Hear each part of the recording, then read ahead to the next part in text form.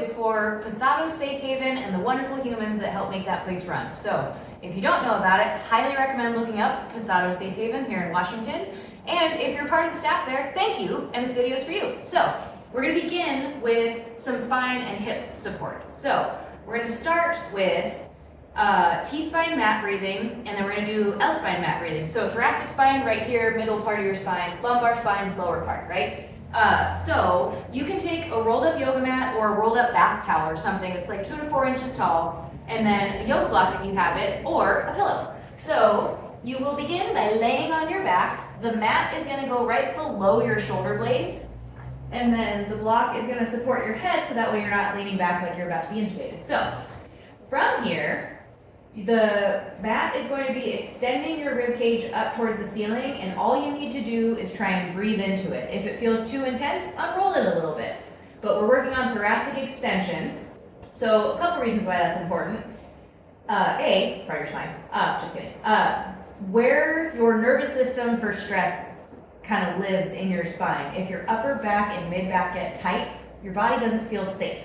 Having to do labor where you're throwing bales of hay and having to like trim hooves, or honestly just bend down and petting cute little animals can all make that part tight. When your thoracic spine locks up, your shoulder blades can't glide along it anymore, so then that can also contribute to neck pain and shoulder pain and other fun stuff like that. So from here, if you want a movement, you can wiggle your knees towards one side as you inhale, exhale back up, inhale over the other side, exhale back up.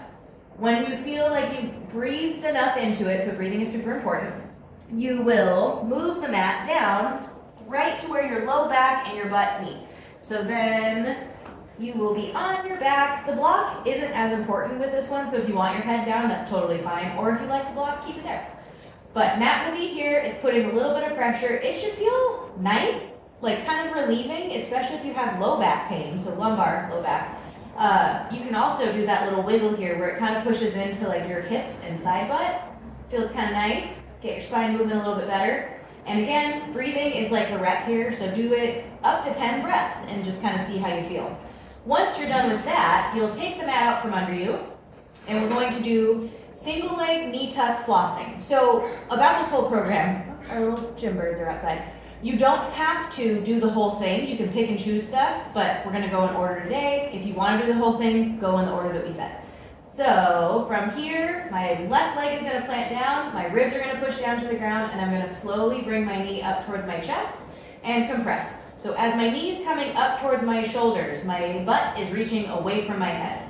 And so you're kind of doing this tension thing where you're shortening the front of your abs and lengthening your low back. And then, again, all of this is breathing, right? So you're going to breathe into your lower back. Bonus points, if you can push your tongue to the roof of your mouth and breathe in through your upper nose, that helps engage a muscle called your transverse abdominis, which is like an internal corset that helps support you from inside. So there, if this feels good and you've done both sides, you can also add a little flossing in, which just means you're going to inhale your knee out towards your armpit, exhale your knee in towards the center. So you're kind of using the upper part of your femur to create more space in your hip socket. If this doesn't feel good or feels pinchy, stay out of the pinchy range. Just go into the range of motion that does feel good and slowly grow that over time. Once you have done your single leg knee tuck or knee tuck flossing, you can do both legs at a time, but I highly recommend doing one ankle at a time, and you're just going to scrunch your toes, point your toes, spread your toes, flex your toes, move them around in all directions, because A, gravity. When we stand or sit all day, our blood is always kind of having to fight against gravity to come back up, so this is nice to help get new, fresh blood in there. It's also calming for your nervous system and good for your lymph nodes.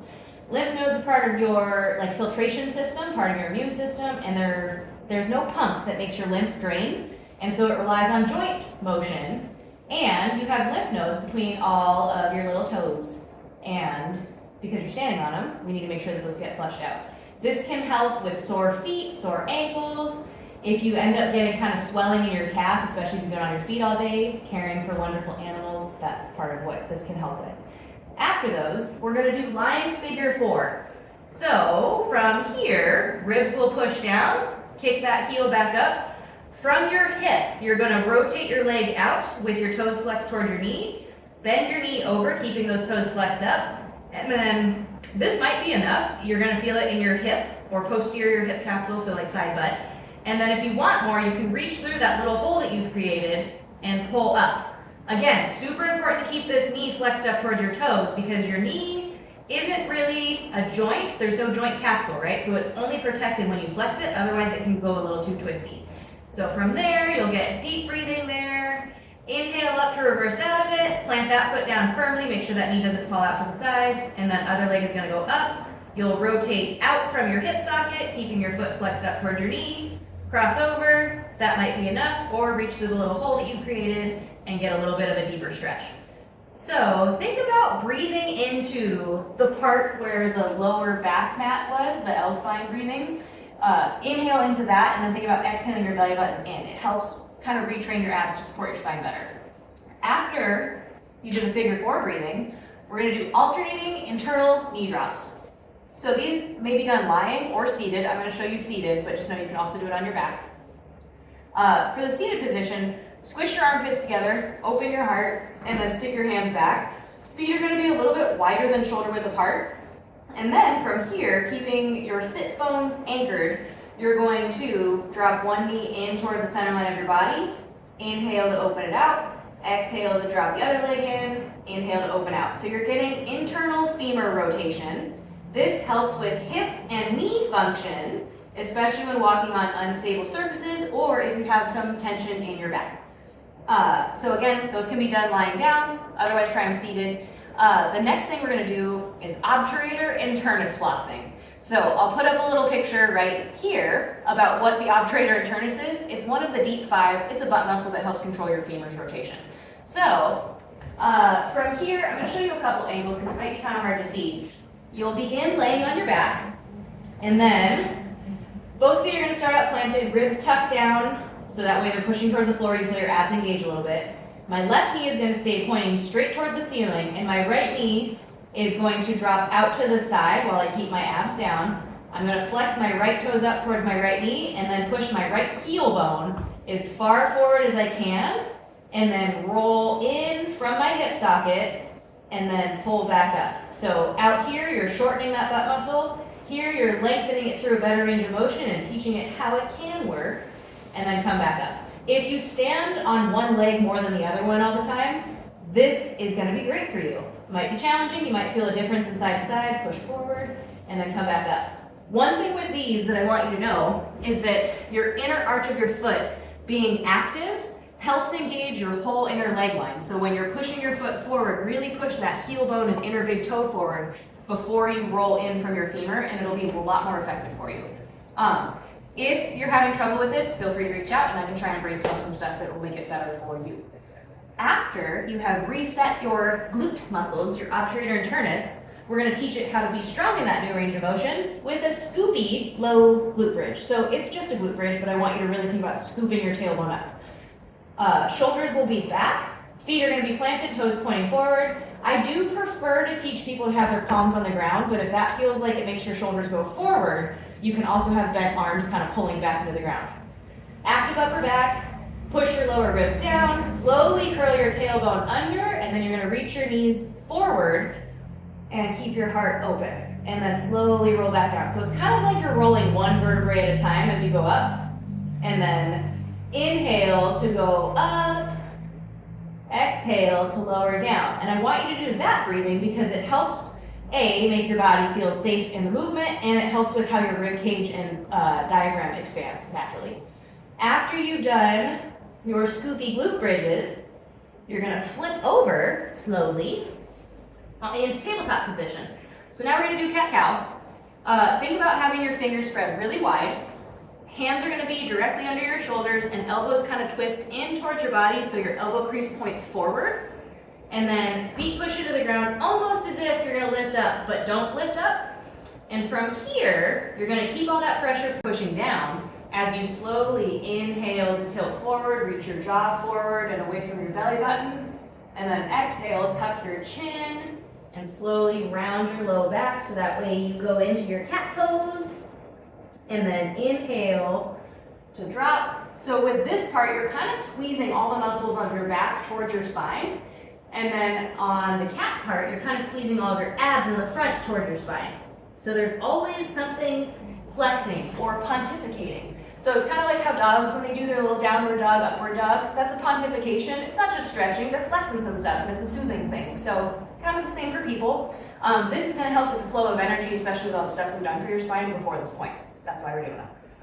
Next is tabletop hip circles. So all the stuff that you did, like figure 4 and things like that, helped get your hips ready for these. They're still going to be challenging, and if it's too much to be on your wrist for this one, we can also have you do fists, if that feels okay, or you can do them standing. I do prefer tabletop just because of gravity helping.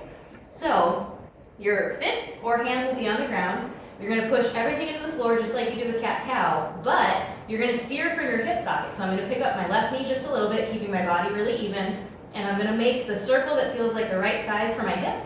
And again, I'm not steering with my knee is going along for the ride from my hip. And then you'll go both directions. So you're going to open out and then close. From here, try really hard not to be shifting side to side. So when you pick up that one leg, your body stays super solid, and then both sides. So what you can think about is your upper nubbin of your femur, so the upper trochanter, moving around in your hip socket, creating more room so that way all the little muscles know what they're supposed to do. And if your hips and your spine are working well, other things that might be annoying you can kind of figure themselves out sometimes. I don't want to overpromise, but we're setting you up for success here.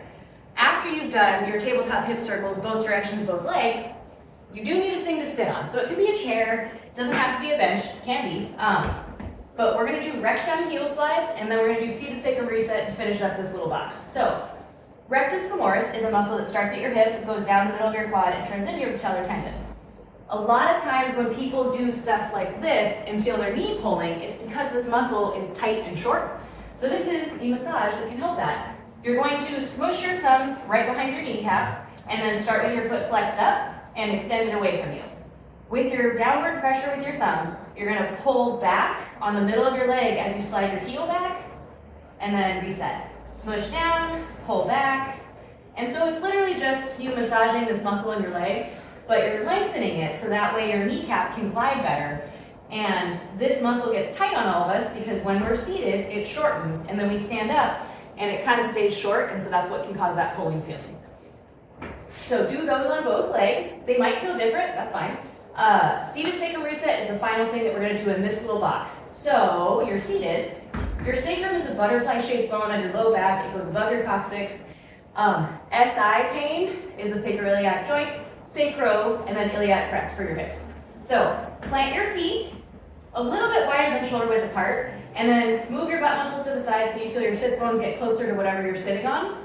It doesn't have to be perfect, but try and keep your spine tall as you lean forward, and you're going to try to squeeze your thighs together as you smush your arms apart, and so that way you're creating this internal tension, right? So you're going to smush your legs away from each other as you squeeze in with your inner thighs.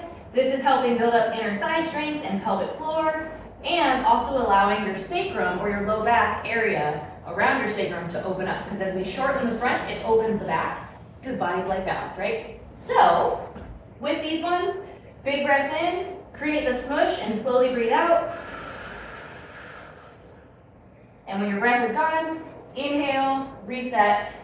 Over time, you can also get to the point where you're doing this, and then maybe you tilt your pelvis forward, maybe you tilt it under, and you start to feel where it feels good for you. If those obturator and internus flossings were weird on one side, this is a very good thing to do after those, because it can help your body figure out where your pelvic floor is supposed to be. And our pelvic floor is like our gyroscope of support, and so we really need it to be functioning in all the right ways and not be too tight in any one direction. So these should help you with that. This has been my back and my hips section, and stay tuned for the other sections. There are short links in the video description, so that way you can click through these if you just need a quick reminder. Thanks, and stay tuned. Okie dokie, we're gonna do my head, my neck, my shoulders, and my arms portion now. Beginning with pillow head smooshes. You're gonna lie down and have a pillow behind your head. And I prefer to have people have their feet flat on the floor versus here, especially if you're having some back pain, because this can make your hips tilt forward and cause more tension back there. So, feet flat on the floor. With the pillow under your head, I want you to think about your spine being really long. So if you have a poofy bun, think about your poofy bun or the top of your head pointing that way, so far away from you. So it's a very slight chin tuck.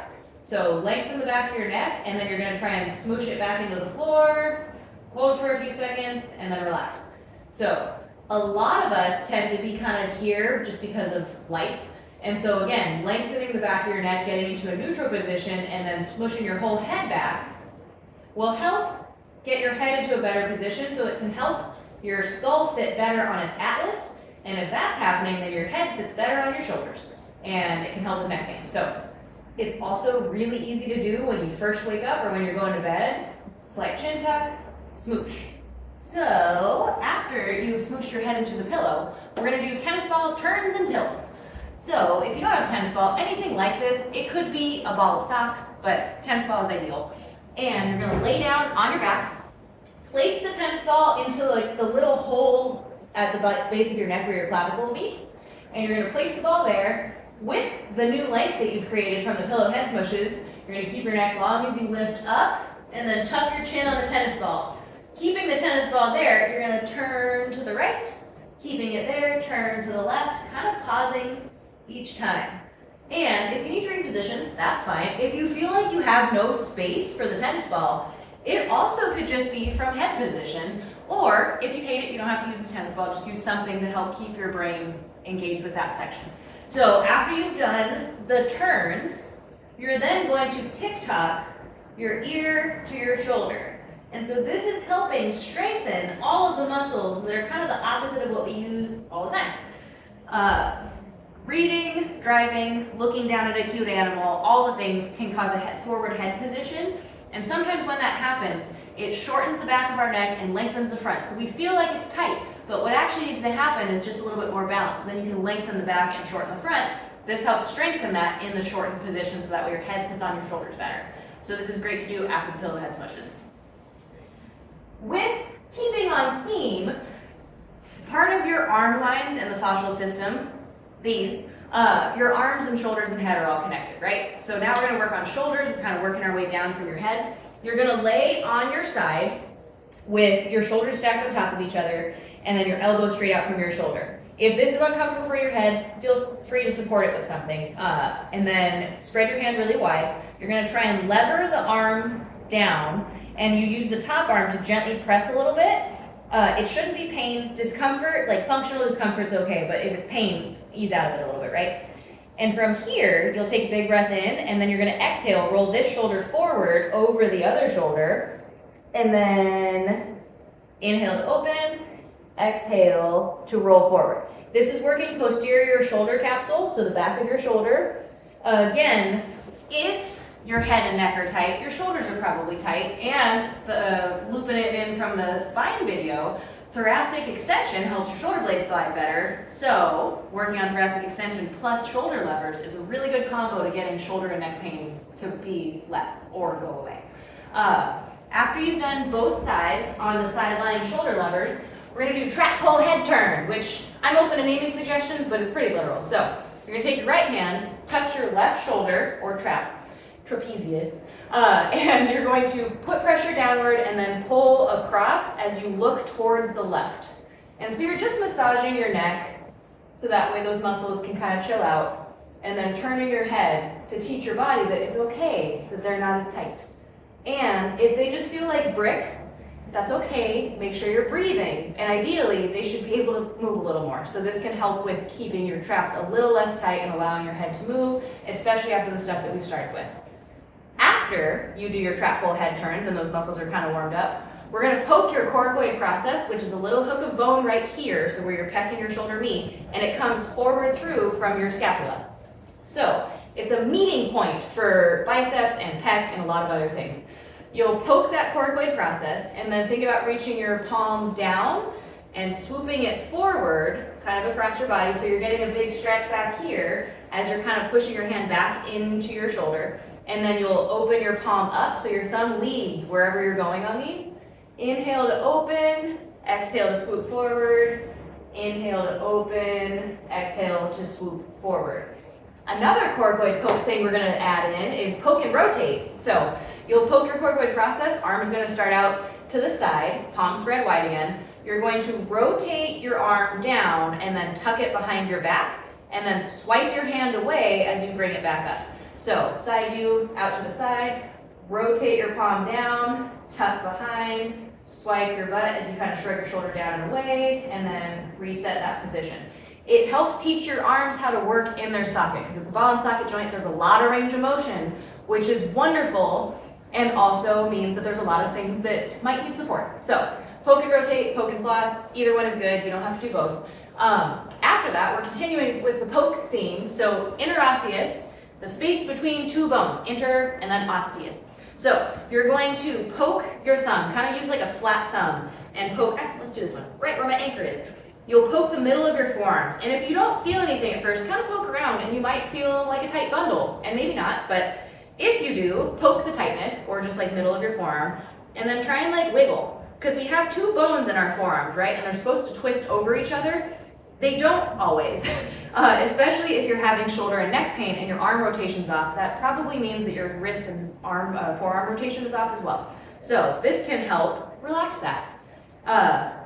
And if you're typing, even if you're not lifting heavy stuff, this is something that is kind of adjacent to like carpal tunnel PT or things like that. So poke your thumb, rotate and wiggle, should feel nicer afterwards. 30 seconds seems to be like a good amount of time to poke and get something to calm down. So you're breathing the whole time and you're thinking calm thoughts as you do it. You're not just like, relax, right? So next, nerve flossing. So we did that one to get your forearm working better, because now we're gonna do SPIDERMANs or ulnar nerve flossing, but you're going to, you can do the little hand if you want, but you're gonna start out up tall with your elbow tucked in, palm facing up like you're kind of holding a serving platter, and then you're gonna reach your head up and away as you extend the heel of your hand out, and then pull back in, out, and then pull back in. So we'll have you do those on both sides. Go really slow and kind of feel like both sides and how they feel different. None of this should be pain if it's uncomfortable. So like mine's not comfortable because of some stuff going on in my body, but I can still work through an inhale and kind of find a position. So sometimes you might have to change the angle of your chest. Most likely, lift your heart towards the ceiling and that'll get you a better angle, because it allows your spine to be in a better alignment so your shoulders can glide better, so your arm can function better. See how it's all connected? Next, we're going to do bicep fascia twist with tricep extension. Again, names, but it's what I got. So you're going to take your right hand and place it on your left bicep. So thumb's going to be at your tricep, fingers on your bicep. You're going to twist the meat of your arm. So you're going to twist your bicep away as you turn your palm in and flex your tricep. So reset each time, grab your bicep, twist away from your heart as you turn your palm in towards your heart and flex your arm. So you're twisting the fascia or the meat of your arm away as you're flexing the arm, so it kind of teaches it how to move all directions. If your chest is tight, if your head is tight, this is going to be tight too. So you're just working on getting more movement in your fascia. Your fascia is like your meat suit, it's where all the nerve lines run through, it's how your body knows where it is in space, super important. So do a few of those there, really trying to flex this muscle as you twist this muscle out. After that, we're going to do elbow fascia twist with tricep lever. So versus twisting your bicep and flexing your tricep, you're going to twist your elbow fascia away from your body. So grab it, twist out, and then inhale, lever up, exhale, lower back down. So twist the meat of your arm out to the side, and then inhale, lengthen your tricep, exhale, lower down. All of the spine stuff we did is super important for that, because if your spine is really tight this way, you can't lever up because it just can't do it. And if you force it, you might injure yourself. So work on getting your heart up tall, elbow twist out, inhale up. Also super good for tennis elbow and carpal tunnel. So both of those things are PT adjacent for those things. Next, also PT adjacent, but is one of my favorite moves in the gym here. We call them satchels. It's after Satchel Paige, a pretty prolific pitcher in the MLB and Negro League. So we're going to do satchels or overhead rotational press or reach.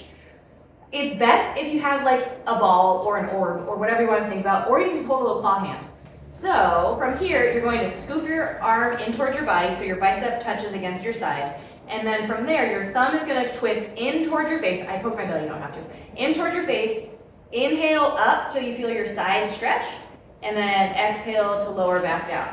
So thumb comes in towards my face. I'm slowly pressing up as my thumb continues to rotate in that direction, and I feel a stretch on my side. And again, lower back down.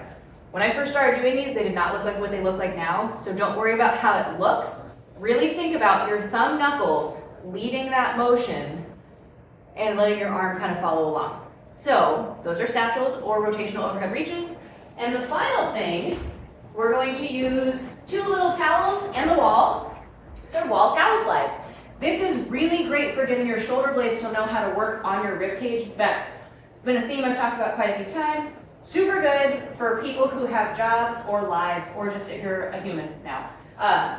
Everything is forward. This helps your body learn how to be upright and back a little bit better. You'll take 2 towels on a slippy wall, and then elbows are going to start out by scooping in, and your heart's going to lift up. As you do that, knees kind of soft, and then you're going to press into the wall just a little bit. Inhale up, allow your shoulder blades and shoulders to elevate, and then exhale, shoulder blades lower down, elbows tuck back in. Inhale up, exhale down. So the whole time you're thinking about lifting your heart up as you slide and then lowering back down. If you feel anything weird with any of these, please reach out and I can help you brainstorm. That has been our next section of the video. Stay tuned for the next little clip, and then we will go into a strength portion at the end. What's up, peeps? We are now on the I'm tired and stressed portion of the video. So all these moves are really good at calming your nervous system down, making your body feel safe just existing, or at least getting you closer to that, right? So the warm-up spiel is that all of this requires you to breathe. If you stop breathing, ease out of it or refocus back onto your breathing, because that's how your body feels safe. We're going to begin laying on our backs and doing cannonball breathing. So if your spine is already feeling a little tender, get down really slow. In general, just kind of move slow like you have all the time in the world with this one, the whole section. For the cannonball breathing, push your lower ribs down. That helps engage your abs, and then bring one knee up at a time. And everyone's body is a little bit different based on like bone length and belly size and all that fun stuff and life experiences, everything. So if what I'm doing doesn't feel good in your body, the point of this is to shorten the front of you and to open up the back of you and then hug your body. So you can use a yoga strap to assist you. You can have your hands on your knees. Your knees can be a little wider if you need that, or if that feels better. So just like go by how you feel, turn into a little ball, and then you're gonna breathe into your back that's pressing against the floor. So from the first part of the video where we talked about pushing your tongue to the roof of your mouth and inhaling in through your nose, super helpful on this one as well. And then exhale out through your mouth until you can't exhale anymore, and then your body makes you inhale. Ideally, breathe through your nose, but honestly, just breathe however you need to, and take your time. Once you've done your cannonball breathing, we're gonna do supine twists with opposite head turn. So your spine has all these fun little connections with muscles. Some of them make the vertebrae turn the same direction as another vertebrae. Some of them make them turn the opposite. So we're gonna be working on all of the flow of your spine. I like my hands on my lower ribs. That's not a requirement. You can also have your arms out like a cactus. So dealer's choice. I'm going to gently push my lower ribs down, slowly drop my knees towards the right side as I look to the left, and then exhale back up to center. Inhale, knees go to the left, head looks right. Ooh, nice back pop. And then exhale up to center. So with this, do not force any range of motion. Just kind of let your body go where it needs to. So I can go all the way down, but I don't really feel like it's helping me. I feel like I just pushed into my joints versus letting my muscles do the job. So again, breathing as you go, exhaling to return to center, and knees go opposite of head. After that, you're gonna rock onto your side, and then use your arm as a little pillow, or you can totally get a little pillow or whatever you want to support your head, but you wanna kind of be close to fetal position. So just laying on the ground, it doesn't matter which side. You don't have to do both, just pick a side. And then from here, whatever arm is on top, that palm is going to come down, and then it's almost like someone's gently pushing your lower back forward. So you're just going to kind of like wiggle your hips forward and backward and let your body jiggle, kind of slowly. With this one, it's really good for your nervous system. It is like kind of like a somatics practice, right? So it's helping your nerves and your body calm down. It looks how it looks, but it's very good for your body and kind of gets you a little zoned out. Make sure you're still breathing, and when you're ready to be done, so let's say at least 30 seconds, kind of like slow it down and then just stop. And before you move on, take a second and figure out where you are in the world, and then slowly inhale as you come out of it, so that way you don't get kind of dizzy. After you do your side lying breathing, again, you can do both sides, you just don't have to. You're gonna go back onto your back, and we're gonna do more foot stuff. So, with your ankle, you are going to put one foot up in the air, and it's similar to the ankle circles we did earlier, but a little different. So you're going to scrunch your toes, keeping your toes scrunched, point your foot, and when it's pointed, you're gonna spread your toes, and then you're gonna flex your foot or push your heel bone high. So scrunch your toes, point your foot, spread your toes, flex your foot. And so you're flossing all of these little attachment points and end points. And our feet are kind of like unsung heroes of movement, no matter what someone's body does throughout the day. So we'll have you do both sides there. And if you get a foot cramp, stop, touch your foot, move it around. Like, there's lots of things you can do. You don't have to suffer through this. And if you get a foot cramp, it's a sign that your foot might benefit from these, because it means muscles are not used to working in that way. After you do the lying foot flossing, you're gonna do a single leg supine twist with opposite head turn. So it's very similar to the other ones that we just did, but it's slightly different because you're gonna hold it versus moving through. I'm gonna show you from a different angle. So you're going to start out with both feet on the floor, bring one knee up to your chest, and then the other leg is gonna push forward and extend long. And then I'm gonna grab my right leg with my left hand and put my right arm out to the side, whether it's pushing down or cactus, whatever you want. I'm gonna cross my right knee over towards the left side of my body, keeping my right shoulder down. And then once I get that set up, then I'm gonna look my head the opposite direction. From here, I'm gonna think about breathing really long into my spine. And as I exhale, I sink just a little bit deeper maybe without forcing it. Another thing you can think about when doing this is whatever leg is crossed over, think about that part of your body being really long, right? So my right hip is reaching away from my head as I'm doing this, and it can help create a little bit better balance in your pelvis. Again, breathing is the key here. And when you're ready to come out of it, return to center, reset with both feet on the ground, one knee comes up, and then you're going to extend the other leg long. Once you get set up there, you'll cross over, keeping the opposite shoulder down. Ooh, this side's way tighter. Also, probably not going to be even, and that's okay, but pay attention to what your body tells you, right? And then eventually look over when you can. Breathing, breathe, breathe, breathe, all the things. And then, after you've done that on both sides, we're gonna bring back that cannonball position, but you're gonna tip over onto your side completely. You'll start, we're gonna do side lying thoracic openers. So you'll start on your side, lying down, and we're gonna open your thoracic spine. Palms start out facing each other. You're gonna slowly inhale, and you can kind of do like the archer thing where you pull your hand back across your arm before you open up. And then exhale forward, or you can just open up like a cabinet. Inhale to open, exhale to close. So again, we've talked quite a bit about thoracic mobility, so this part of your spine moving better. This is going to help you in a very calm way kind of open that up, because that is a very common area that a lot of us hold stress and tension, and this can help open it up, and that way everything's better. After you've done that on both sides, you'll flip onto your belly, and we're going to do baby cobra. So baby, as in, it doesn't matter how high you get, I want you to think about having a really long spine. So I'm going to lay on my belly, my hip bones push down, my feet push down into the floor, and then my thumbs are pointing towards my armpits, and my hands are pushing down and kind of pulling back. So I feel my upper back kind of engaged while my pelvis is grounded.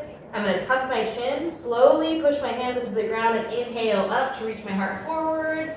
Maybe look my eyeballs up above my eyebrows, and then exhale, lower down. So my anchor point is my pelvis, and my spine's trying to grow long away from it. And then back down, moving with your breath is always helpful here. Inhale up, exhale down. After you've done your baby cobras, focusing on the long spine, we're going to do prone tail wags. So it's going to look kind of silly because I don't really know how much it's going to show in the video, but you're going to lay face down on your left ear first and then your right ear, or if you want to be a rebel, right ear first then left ear. That part doesn't actually matter. You're just going to wag your tail like a happy dog. So we have a corgi and he's got the little nubby butt and it's just really cute when he wags. So just channel your inner corgi or whatever nubby dog you know.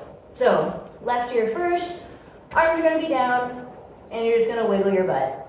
And kind of let the wiggle go through your whole body. So things should kind of jiggle and be floopy. It's very similar to that side lying rocking thing, so make sure you're breathing. If this is uncomfortable for your neck, you can totally put your palms forward if that is a better position for you. Otherwise, switch ears. Wiggle your butt, and then when you're ready to stop, slow down. Take a second, figure out where you are in space. You'll slowly inhale to move out of that. Again, a lot of this stuff is helping your nervous system calm down. When your nervous system calms down, it's kind of like that massage vibe where you're kind of like, oh, I don't know where I am, but I'm relaxed. Kind of the goal here. After you do your tail wags, we're going to do lying sacral clock. So your sacrum is a butterfly-shaped bone on your low back. We talked about it in another part of this video, but imagine that this part of your back is a little clock. So 6, 12, 3, 9. I have done that one wrong, but you know the 4 points of a clock. You're going to lay down on the ground with your feet planted. You're going to slowly tip your pelvis forward, so you'll roll onto 6 o'clock, and then slowly think about scooping your tailbone long, flexing your lower abs a little bit, making a really tiny pelvic tilt up to 12. And then inhale to tilt forward. So I talked about how thoracic spine is kind of an area that holds stress. Another common area that works synergistically or not with that area is your hips. So your sacrum is near all of your pelvic floor muscles, right? If your pelvic floor muscles get a little bit off, which this works your pelvic floor muscles quite a bit in a comforting way, but still it's work. If that gets off, your body will feel more stress. And the world does that for us. We don't need to like have our body adding to it, and it makes sense why it's happening, but this is what we're doing to take care of it. Inhale forward, exhale tuck under. That breathing is pretty important because it helps your abs know how to work based on how your lungs and ribcage are moving. So after you do your sacral clocks, you're going to do tabletop, forward fold to unfurl. So basically it's a methodical way of getting up off the ground after you've done all this calming stuff, so you don't pass out or get too dizzy. So tabletop position, hang out here, feel free to move your spine, or if you're ready to move on, you're just going to rock back onto your feet, and then slowly extend your hips up high, and then when you're ready, you're going to tuck your chin, bend your knees even more, and kind of round your lower back, and inhale really, really slow. Super important core strength is here. And then inhale to stand up. If you're looking at that and you're like, oh, I'm not doing that, that's fine. Just get up however you need to.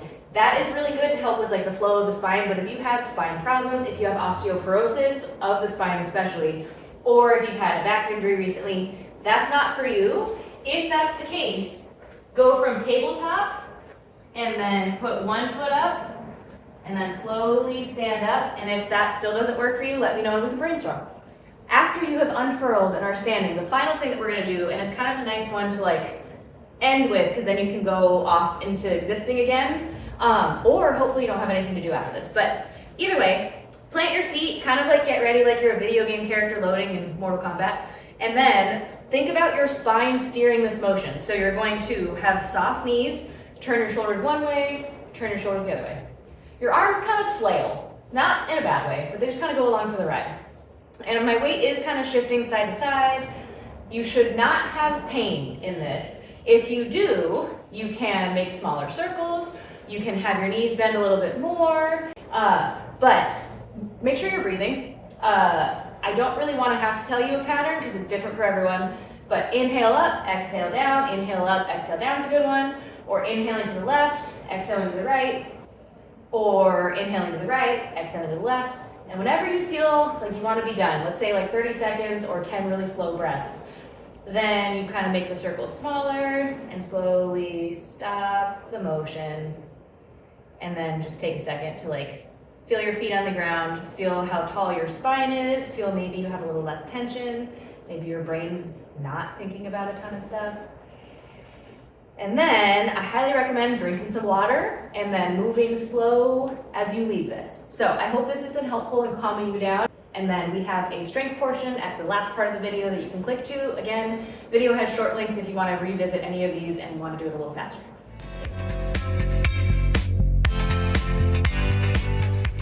What's up, peeps? Shay with On Health and Strength, and today we're doing a Pasado'S Safe Haven strength video. So this is specifically designed for all of the wonderful staff there that helps that place running so they can continue to support and save animals that we all care about. So this is for you. We're going to begin with pelvic shift dead bugs. You will lay on your back. You're going to push your lower ribs down, and that's going to kind of create your tailbone tucking under just a little bit so your abs are engaged. With your left foot planting on the floor, knee staying straight up towards the ceiling, you're going to slowly bring your right knee up towards your face and gently push away with your hand and create tension there. Inhale to lower, plant that leg, that knee stays up. Exhale, lift the opposite knee. Inhale to lower, exhale to lift. So this is working all of the pelvic floor muscles that will get you set up properly for squats, deadlifts, and other life things. After you've done 10 per side there, you're going to do internal torque chain, press, and hold. So your internal torque chain is everything that touches your spine. What we're going to do is you'll start with your feet flexed up towards your knees and your heel bones are reaching long. You're going to smush your hands together, and then you're going to try to flex everything. So heel bones are going to reach away, hands are going to smush together, and your little checkpoints are going to be quads, butt, abs, and chest. So hands smush together, big breath in.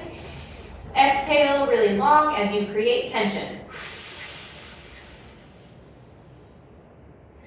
Inhale and relax. Exhale, heel bones reach away, abs engage as you smush your hands together. And relax.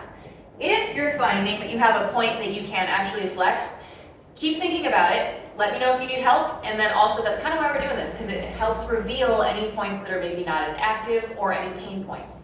So you'll do 6 of those. The next thing you'll do, you'll stand up and we're going to do bent hip shimmy. So you are the bent part. Feet are going to be about shoulder width apart. Suction cup your toes to the ground.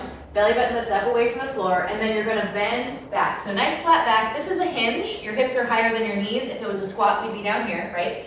So hinge, and then you're going to straighten one leg and bend the other. So I'm getting a little hamstring stretch here, and then lower back down, straighten the other leg, and then return to your starting position. So from here, you're pulling this hip back, bending this knee forward, leveling out, and then opposite side. So you're working your internal pulley system. It helps your body find balance. After you did those pelvic shift dead bugs, all the muscles in your pelvic floor work a little bit better, or at least know they're supposed to work better. And this kind of gets them moving so they don't just stay tight. You'll do 10 shimmies per side there. Next, we're going to do split stance, spiral line, fascia mobilization. So again, my naming is on point, huh? But your spiral line is this. And you are going to be in a split stance, so 1 foot back, split stance. And then whatever leg is back, you're going to take your hands on that rib cage and kind of just like pet your body above your belly button, down towards your opposite hip, and then come back up. So your spiral line is part of what's responsible for like us walking, cross body stuff. And so you'll do both sides. Again, whatever side is back, you're going to start on that rib cage and go down towards the opposite hip, and then back up. Realistically, if you pet the other direction than what I just said, still going to be effective. We will have you do 6 to 10 pets per spiral line. After you have pet your spiral line, we're going to have you do eyes, wise, T's. So again, you're making the shape. You're going to be bent, so push your hips back nice and flat. If you notice that you're kind of rounded here, bend your knees more and kind of stick your butt back. Or let me know, and I can teach you how to do a proper hinge better. We will go through Romanian deadlifts later that will help. But for now, let me know if you need more help. Bend the eyes, you're gonna have your palms facing each other and raise up, lower back down. So your mid and lower traps, right between your shoulder blades and at the base of your neck, are part of what's helping you here. So you'll do 6 eyes. And then you're gonna open up, turn your pinkies towards each other, and raise your thumbs up into a Y raise. Again, mid and lower traps working. And then, once you've done your Y raises, palms completely forward, open up out to the side for T's. This is good for shoulder support. It's good if you have a dog that pulls on a leash. Keep working on the dog, but you know, sometimes they happen. You see a squirrel. And then 6 of those. It also helps support your head on your shoulders. What's up, peeps? We are moving on to our strength portion of our Pasado'S workout now.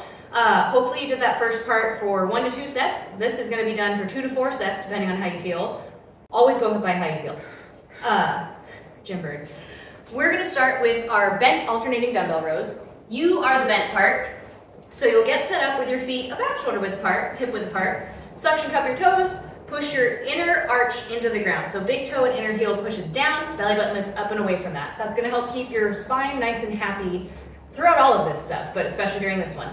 You are the bent part, so again, you will hinge your hips back so that way your chest is close to parallel, and then you're going to begin the row by shrugging your shoulder back and then pulling your thumb towards your hip, letting it back down, and then other side, rowing up, letting it back down.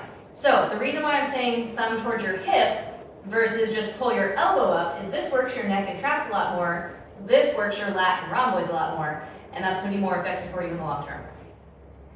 With this position also, you're holding a bent position for quite a while, which can mimic other things that you have to do, whether you have a cute tiny dog, whether you have to, I don't know, do some hoof care or shearing something that needs to be sheared. This is a good one for that to help support endurance in that. So do 10 to 12 per side there.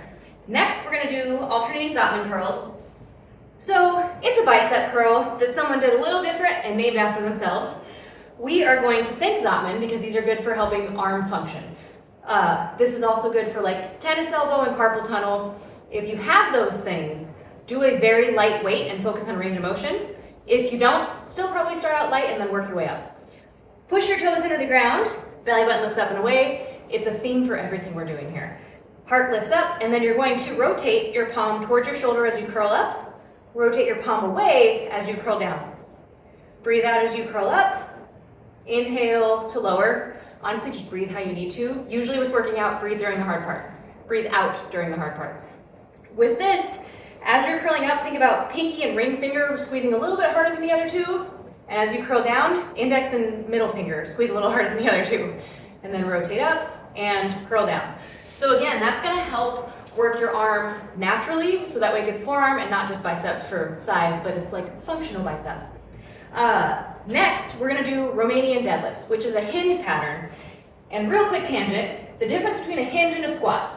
A hinge is where your hips stay higher than your knees as you go, and a squat, you're trying to get your hips and knees parallel to each other. So we don't want you to squat and deadlift, and we don't want you to deadlift and squat, right? So I'm going to show you with the dowel, and then we can do dumbbell ones. The dowel is easy for form, and if you're new at a hinge pattern, you got a broomstick or something, it's a great tool. Your feet are going to be about shoulder width apart. Dowel's going to be down with your arms fully extended, and then you're going to lift your heart up. So think about trying to pull the dowel through your body, and that's going to help engage your serratus and your lats. Feet push in, belly button lifts up, and you're going to reach your heart forward and stick your butt back so you feel a stretch in your hamstrings back here. And then come back up. It's super important, especially as the weight gets heavier, not to let it come out here, because then that starts to kind of load your spine more than your butt. And then come back up. So dumbbell-wise, if you have your dumbbells ready, feet push in, belly button lifts up, squish your armpits together, and the dumbbells are touching your sides. From here, same idea, reach your heart forward and your butt back, dumbbells go down till you feel a stretch in your hamstrings, and come back up. A common thing that happens is people want to go too far, and at a certain point, it stops being a hinge and starts being a spine thing. So let's not practice that. Suction cup your toes, heart lifts up, squish your armpits together, push your butt back till you feel a stretch in your hamstrings, and then come back up. Super important to be mindful of your abs. You'd be surprised how easy it is to do a deadlift without actually feeling your abs. So think about that belly button lifting up and in, and that'll help support your back. If you need more help on a hinge or a Romanian deadlift or a deadlift, I got videos for you, or I'm happy to help brainstorm. After you do your Romanian deadlifts, we're gonna do side plank hip lifts. So it's a side plank, but you don't have to hold it the whole time. We're working on getting into the side plank. So it's good for your whole lateral line, obliques, all that fun stuff. If you have shoulder things, just be mindful that you're not sinking into it, and I can give you other things if you do have a shoulder problem and this isn't working. Elbow is right under your shoulder. You're gonna open your heart up so that way you're not kind of rolling towards the ground. And then, I kind of like knees to start. If you need them to be harder, you can always make them harder. Elbow pushes through the floor, and then I'm going to think about lifting my hips up and forward, pausing, and then lower back down. Or heels extend for a full length one. Elbow pushes through the floor, hips lift up, I pause, and then lower back down. So, with this, you kind of start out with your knees in front of you a little bit, or maybe your heels in front of you a little bit, but when you lift up into that side plank, you extend your butt forward. So you're not leaving your butt behind. We're getting the full extension so that way that can actually work your lateral line versus just kind of pushing through your shoulder. And then lower back down. With those, pause at the top for like a solid second or two, 10 to 12 per side. If that's too many, just do what you can and then work towards more. Or if you start full length and you're like, oh, I can't do all of them, drop down to your knees. It's still effective. With those, like I said, if you have shoulder problems or if you've had shoulder problems, please let me know so we can do some other stuff. Or we have a shoulder health video that could be very helpful for you, so that way you can eventually work towards doing those. Finally, we are gonna do re-pattern walking, which has been called many things by clients, but I officially call it re-pattern walking. So your spiral line is part of what makes your body function. It's part of what makes your nervous system function better because it allows things to move and rotate versus staying stiff. So you're gonna start out by pushing your index and thumb fingertips together. Elbows rotate in towards your body and palms start out facing up. I'm gonna take a step forward with my left foot, and then I'm gonna slide my left elbow back as I slide my right palm forward. Left palm, whatever palm is back is up, whatever palm is forward is down. So I'm twisting through my spine, and then take a big breath in. As you exhale, you'll switch, so right foot comes forward, left arm comes forward, right arm goes back, and palm is up on the right arm. And then switch, switch, switch. So imagine this X across your body, and that's what you're working as you do it. This is great for runners. This is great for anyone who is mobile. This is great for anyone who's not mobile. So basically everyone should do these. It also helps your arms know what to do. So if you're used to carrying a bale of hay all the time while you're walking, sometimes our spine, and our thoracic spine specifically, will get kind of stiff. So this is a great way to kind of help move it through there. This is also a really good one to pair with a hinge pattern, because in a hinge, you're pretty solid and linear, and this helps bring in a more full scope of movement for your workout. So with this, again, you're gonna do 2 to 4 sets of the whole thing. Re-pattern walking, we'll call it by feel. So like, I don't know what space you have. You can do 5 steps forward, 5 steps backwards. You can do whatever you want, but go by feel. Make sure you feel really twisty in your rib cage, and just know that that one's gonna start feeling super weird, and you eventually learn how to do it better over time. So none of this stuff should start out easy. If it is, you can always add a little bit more load as long as your form is good and as long as you feel good in your body. Thank you, and I hope this is helpful in supporting your body.